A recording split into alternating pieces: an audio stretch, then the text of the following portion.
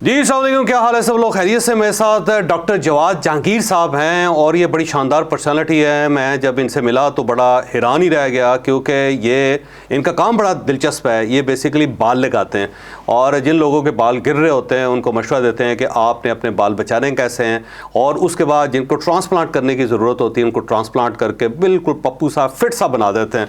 तो आज मैंने इनको इसलिए तकलीफ़ दी कि ये आपको बताएंगे कि अगर आपके बाल गिर रहे हैं तो आप उनको रिटेन कैसे कर सकते हैं, और अगर गिर चुके हैं तो आपको बाल कैसे लगवाने चाहिए और किस वक्त लगवाने चाहिए। और ये जो इनसिक्योरिटीज़ होती है कि जी बाल लगा लेते हैं तो उसके बाद पता नहीं क्या ख़ारिश हो जाती है या फिर ज़ख़म ख़राब हो जाते हैं या फिर उसके अंदर पीप पड़ जाती है, इस टाइप की बातें। और कुछ लोग तो ये कहते हैं हार्ट अटैक हो जाता, बंदा मर जाता जी वहाँ पर।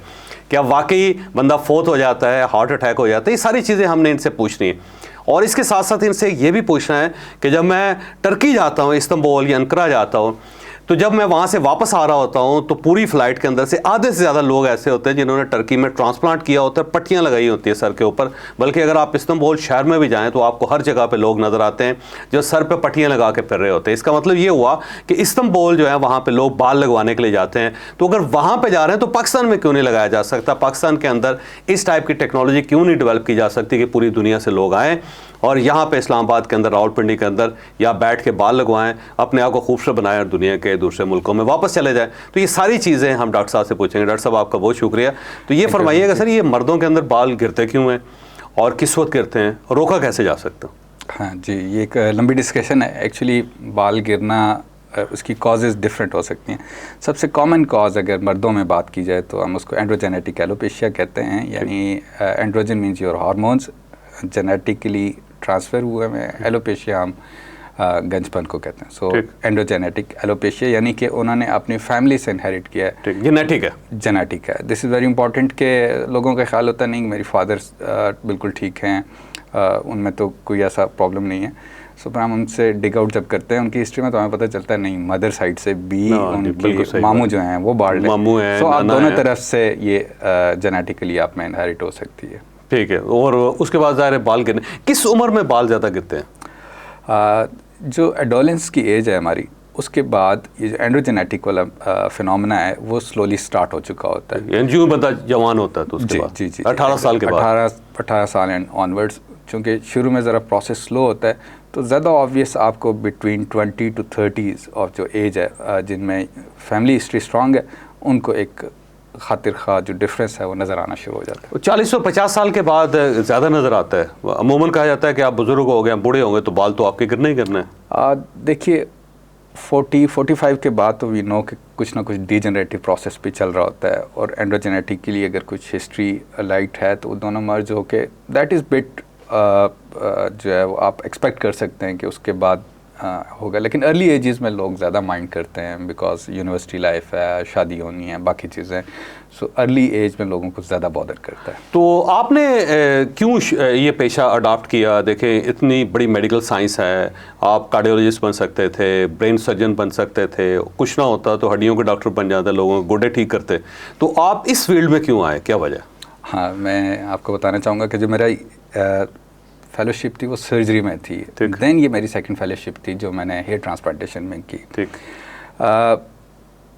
इसमें जो ट्रांसफॉर्मेशंस हम लाते हैं, जो खुशियाँ लोगों के चेहरों पे होती हैं और जो सेटिस्फैक्शंस होती हैं, वो शायद मुझे उधर नहीं मिलती थी। क्योंकि उधर भी बहुत सी एमरजेंसीज़ में, डाइंग एमरजेंसीज़ में भी हम लोगों को हेल्प आउट करते हैं, उसमें भी है।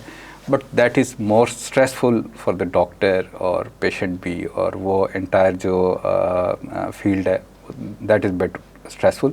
यहाँ पे मुझे मैं ख़ुद को भी रिलैक्स समझता हूँ, पेशेंट भी रिलैक्सड होते हैं, जो भी प्रोसीजर चल रहा होता है हम एक दूसरे के साथ बातचीत कर रहे होते हैं। मैं समझता हूँ मेरा रोज़ एक नया दोस्त बनता है, एक जो पेशेंट मेरा डेली मैं परफॉर्म कर रहा हूँ। अच्छा, कितनी सर्जरीज कर लेते हैं रोज़ आप? मेरे पास वर्कलोड तो ज़्यादा होता है, लेकिन I try to keep only 2 surgeries because मैं समझता हूँ इससे ज़्यादा को मैं जस्टिफाई नहीं कर सकता, मैं टाइम नहीं दे सकता इससे ज़्यादा को। So that's why I only keep 2। और एक सर्जरी में कितना टाइम लगता है? ऑन एवरेज 7 to 10 आवर्स एक सर्जरी में लगते हैं, जिसमें मेरा रोल 4 to 5 आवर्स का होता है। And then it's a team of 7 to 8 persons, बाकी डॉक्टर्स भी होते हैं, सब मिल के करते तो आपका क्लिनिक है यहाँ पे इस्लामाबाद में? हैं। जी, इस्लामाबाद एंड रावलपिंडी बेस्ड हमारे हॉस्पिटल एंड क्लिनिक्स। तो ठीक है, और कब बनाया आपने ये हॉस्पिटल या क्लिनिक? मैंने स्टार्ट 2016 में किया था और उसके बाद अब तक मैं कर रहा हूँ। नाम क्या है सर क्लिनिक का? जे एस्थेटिक्स के नाम से हम काम कर रहे हैं। जे मेरी शॉर्ट फॉर्म है, जवाद जहांगीर में हूँ तो उसी से डेराव किया हुआ है जे एस्थेटिक्स। ठीक हो गए।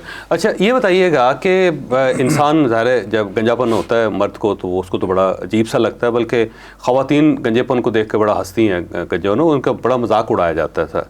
तो अगर एक इंसान ने अपने आप को बचाना उस सूरत हाल से, तो कब से वो मेडिकेशन वगैरह स्टार्ट करे और किस किस्म की मेडिकेशन और किस किस्म की एक्सरसाइज? कुछ लोग कहते हैं उल्टा लटकने से बहुत बाल जो होते हैं बच जाते हैं। जी, ये इस तरह की काफ़ी सारी मिथ्स है।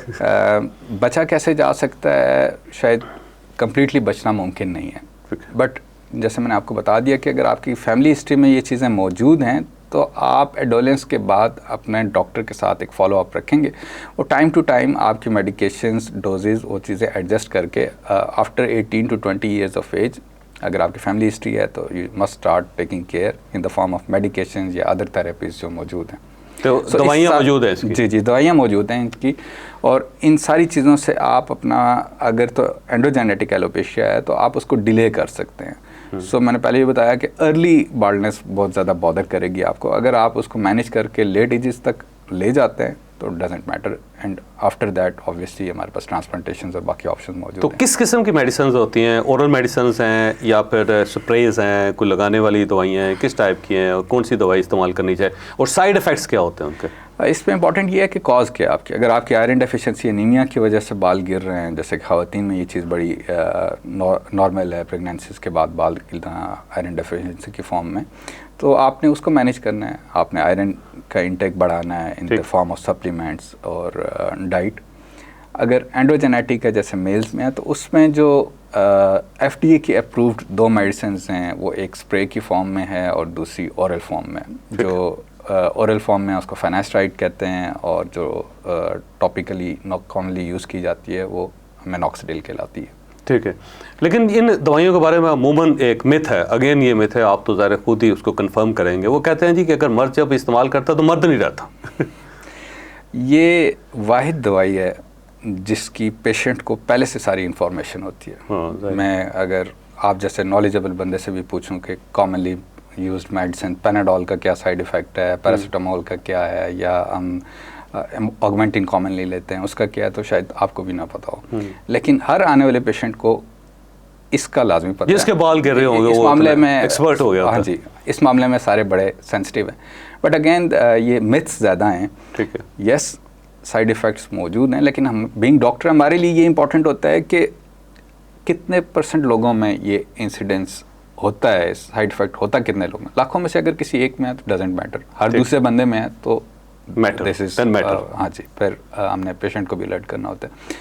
बट चूँकि FDA ने अपनी एक सेफ्टी विंडो मुहैया करने के बाद ही अलाउ किया होता है, अप्रूव किया होता है, so this is a rare side effect. अच्छी बात यह है कि अगर किसी में खुदा न खास्ता डेवलप हो भी जाती है तो मेडिसिन स्टॉप करने के विदिन 4-5 डेज वो ख़त्म हो जाता है साइड इफ़ेक्ट।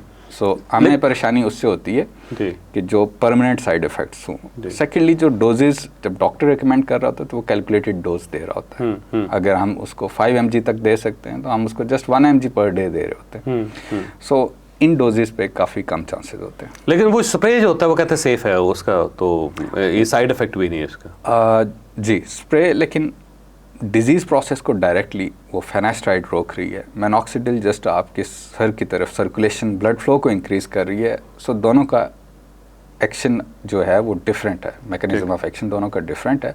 ज़्यादा इंपॉर्टेंट मेरे नज़दीक फेनास्ट्राइड की है। ठीक है, यानी दोनों दवाइयाँ बैक वक्त भी इस्तेमाल की जा सकती हैं या ओरल मेडिसिन ज़्यादा बेहतर है? यूजली दोनों को as a combination therapy use किया जाता है। ठीक है।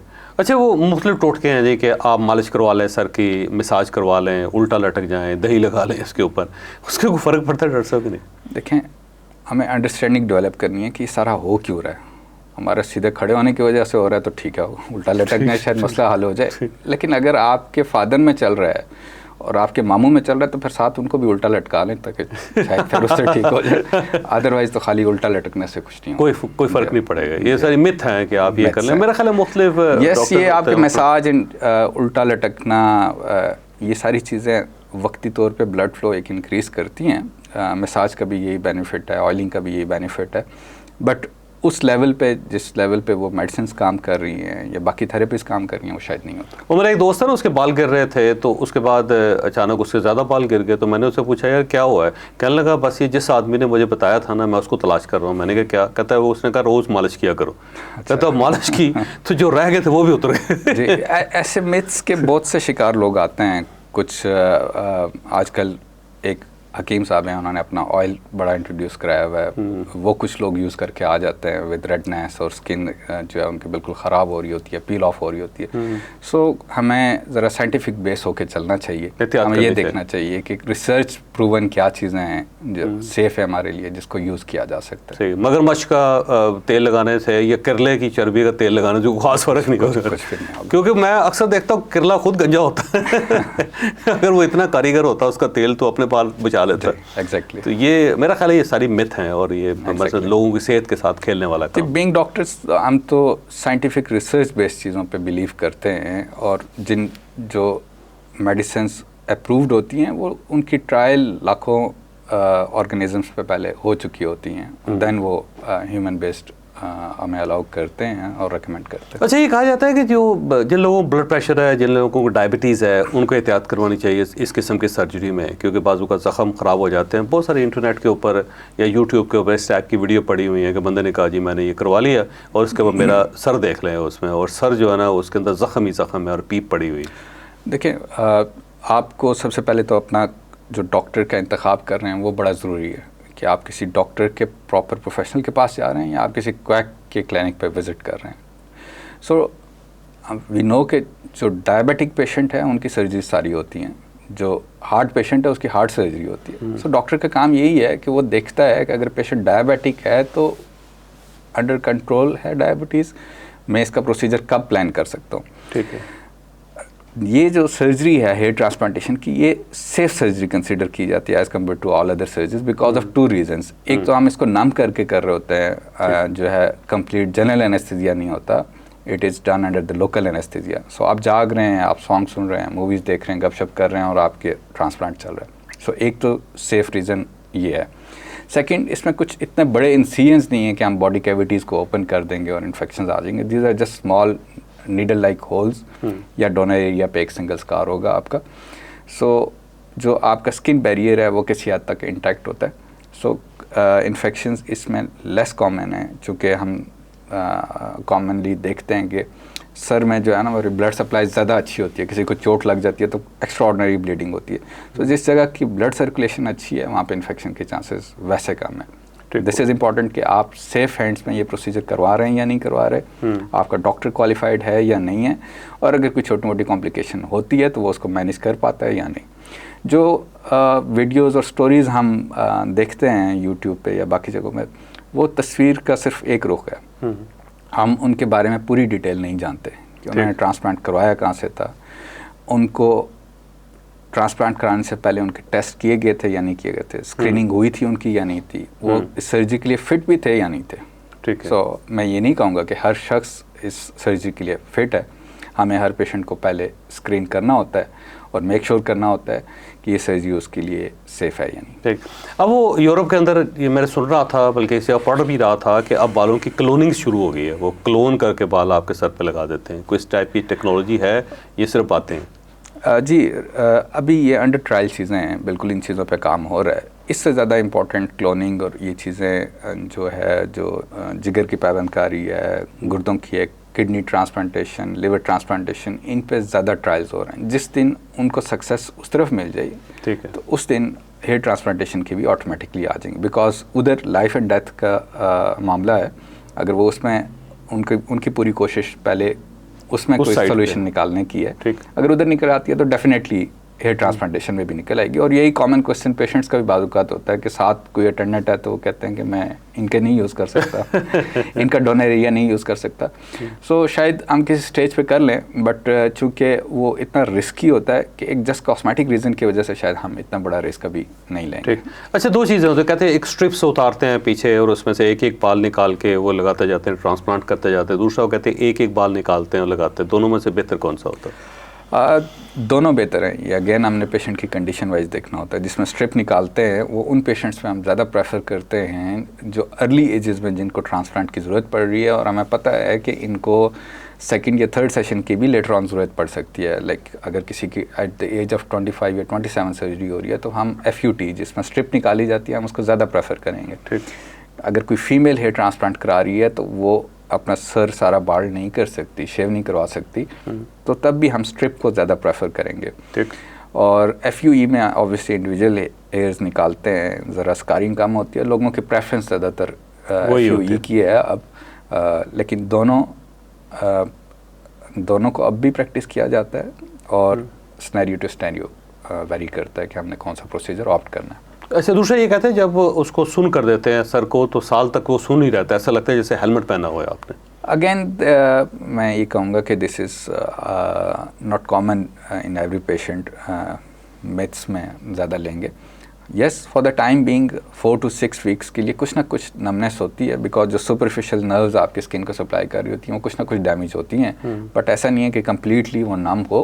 पार्शियल नमनेस कुछ अर्सा प्रिवेल करती है जो कि ठीक हो जाती है विद टाइम। ठीक। अच्छा, अब आखिरी पोर्शन है, ये फरमाइएगा सर कि इस्तांबुल क्यों लोग जाते हैं, पाकिस्तान क्यों नहीं आते? देखें, इस्तांबुल सबसे पहले तो चूँकि यूरोप का आधा जो है टर्की वो यूरोप में आता है, तो सर यूरोप में ये प्रोसीजर बहुत ही एक्सपेंसिव है। ठीक। और टर्की में बहुत ही सस्ता है। ठीक। सो टर्की क्या कर रहा है कि वो मेडिकल टूरिज़्म कर रहा है, वो उन लोगों को पिक एंड ड्रॉप्स देता है एयरपोर्ट से, उनको ट्रांसप्लांटेशन करता है, उनको घुमाता फिराता है, वही क्लिनिक उनका मैनेज करता है टूरिज़्म को। सो उन लोगों के लिए एक नज़दीक और सस्ती जगह है। ठीक। इसलिए लोग टर्की को प्रेफर करते हैं। लेकिन मैं आपको बताना चाहूँगा कि बहुत से ओवरसीज़ पाकिस्तानी और जो दूसरे नेशनल्स भी हैं वो भी पाकिस्तान में भी बहुत ज़्यादा विज़िट करते हैं। सिर्फ ये है कि वो उनके लिए एक सेफ़ डेस्टिनेशन है, जब पाकिस्तान का नाम आता है तो उनके जहन में बहुत से ख्यालात आते हैं, इसलिए वो अवॉइड करते हैं। अदरवाइज़ मैं अगर पाकिस्तानी सर्जन्स की बात करूँ जो हेयर ट्रांसप्लांटेशन कर रहे हैं, उनके स्किल्स टर्की से बहुत बेहतर हैं और यहाँ पे निस्बतन उनके ज़्यादा सेफ़ प्रैक्टिस की जा रही है। तो आपके पास ज़्यादा फ़ॉरेन पेशेंट्स आते हैं या पाकिस्तानी आते हैं? मेरे पास ज़्यादातर ओवरसीज़ पाकिस्तानी ज़्यादा आते हैं, बिकॉज़ वो टर्की की जगह पाकिस्तान को प्रेफर करते हैं, बिकॉज़ उनका बिलीव पाकिस्तानी डॉक्टर्स पे ज़्यादा है। उनको पता है कि जो पाकिस्तान की पिक्चर इंटरनेशनली दिखाई जाती है, एक्चुअली हालात शायद उससे डिफरेंट हैं। वो आते हैं अपना जब उन्हें वेकेशंस प्लान करनी होती है तो वो पहले से हमसे अपॉइंटमेंट्स लेके आते हैं।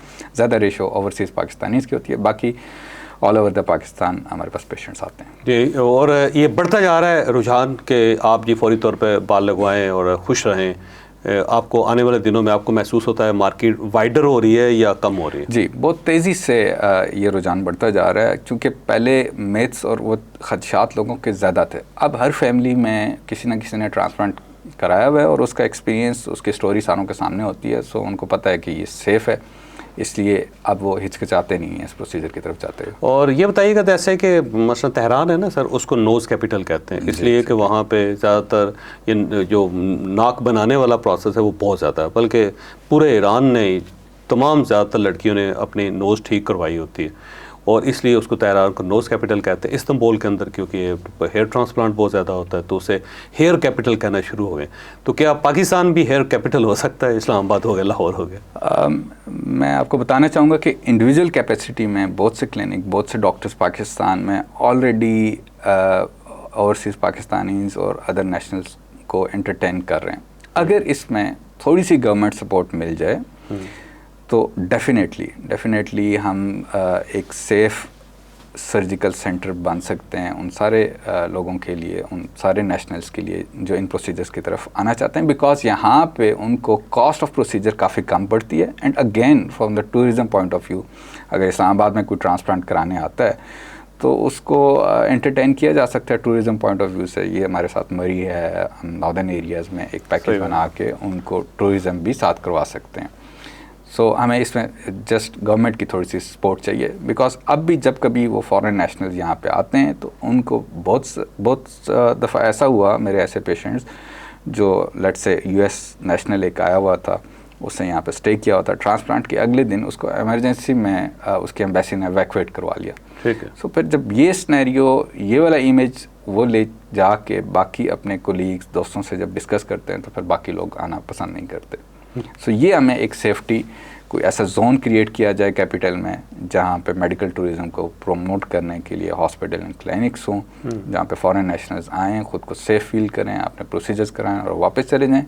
This can contribute a lot to our economy, और हमारी मेडिकल टूरिज़्म पाकिस्तान की इकॉनमी में एक बड़ा रोल प्ले कर सकती है। ये देखो, डिप्लोमेटिक इंक्लेव में अगर सीडीए को जगह एलोकेट कर दे सब क्लिनिक्स के लिए, वहाँ पर क्लिनिक्स बना लें, साथ एक साथ होटल बन जाए तो वो बड़ा सेफ़ है जगह, तो वहाँ पे हो सकता है। इसी तरह बहुत सारी यहाँ पे लोकेलिटीज़ है जो बड़ी सेफ़ हैं, जिसके अंदर किसी किस्म का कभी कोई इस टाइप का इशू नहीं बना, तो वहाँ पे अगर ये गवर्नमेंट करते तो मेरा ख्याल है बहुत फ़ायदा हो सकता है। जी, डिप्लोमेटिक एनक्लेव को कर सकते हैं, या कोई भी एक सेक्टर लेके उसमें मेडिकल टूरिज़्म बेस्ड ये सिक्योरिटीज़ अगर प्रोवाइड कर दें तो आई डोंट थिंक ये कोई बड़ा टास्क है, बिकॉज अचानक से किसी ने नहीं आ जाना। जो लोग आ रहे हैं हम उनको रजिस्टर कर सकते हैं, उनकी सेफ्टी जो है वो गवर्नमेंट अपने ज़िम्मे थोड़ी सी ले, तो डेफिनेटली इसको किया जा सकता है एंड ये एक बड़ा चेंज आ सकता है इससे। जी डॉक्टर साहब, आपका बहुत बहुत शुक्रिया, और मुझे उम्मीद है कि जो आपके मशवरे हैं बहुत सारे लोगों को उनकी लाइफ को तब्दील करने में बड़ा अहम किरदार अदा करेंगे। बहुत शुक्रिया। Thank you very much.